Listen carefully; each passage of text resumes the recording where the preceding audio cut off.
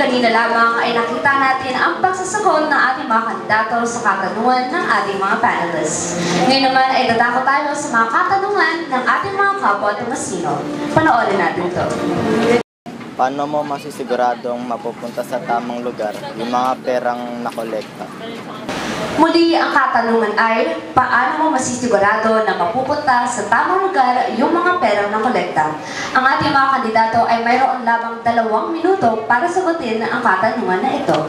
Simulan natin kay Ms. Veronica at ang iyong 2 minuto ay nagsisimula ngayon. For every project and event na kailangan ng funding ng CSC, I will work hand in hand with the treasurer para malaman kung yung mga expenses ba na to ay necessary and relevant dun sa said event na yun. And for the post-event naman, I will make sure that I will do my job effectively in auditing the expense reports down to the last centavo. Maraming salamat, Ms. Veronica. At ngayon naman, Mr. Zed Rakida. So as a Central Student Council Auditor, my duty is to maintain and establish an independent review of the budgets and the finances of the Council. So nandun po yung review.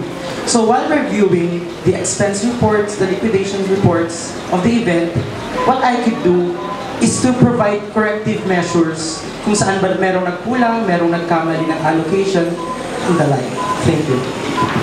Maraming salamat, Zed. At ngayon naman, para sa ikalawa at huling katanungan, panoorin natin ito. Sa tingin mo, anong magagawa mo na hindi pa nagawa ng iba pang mga auditor? Muli, ang katanungan ay, sa tingin mo, ano ang magagawa mo na hindi pa nagagawa ng ibang mga auditor? Muli, sa loob ng 2 minuto, Mr. Zed Rakida. What I can give, that's something new, is my platform. Kasi po kung mapapansin ninyo, yung platform ko is not in line with my constitutional duty. Why? Kasi that is my constitutional duty. That when elected, it's expected na yun yung gagawin ko. So I want to give something new, and that is uplifting Tomasian identity. Because as your auditor, it is not enough for me that every peso is accounted for. Every Tomasian must be accounted for. And that is something that I could do. Thank you. Maraming salamat, Zed. At ngayon naman, sa loob ng 2 minuto, Ms. Veronica.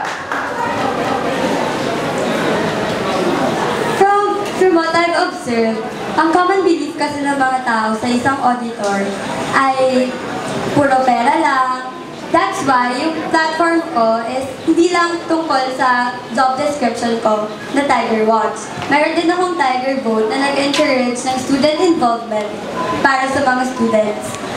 And isa pa, yung project ko na Tiger Vote na yun ay isa siyang project na ma-assure yung mga students na visible ang isang auditor na hindi totoo na parang wala namang ginagawa ang isang auditor sa loob ng Central Student Council.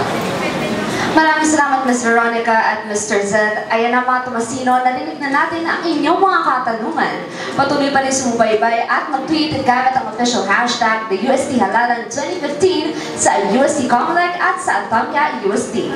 Magbabalik po ang Harapan 2015.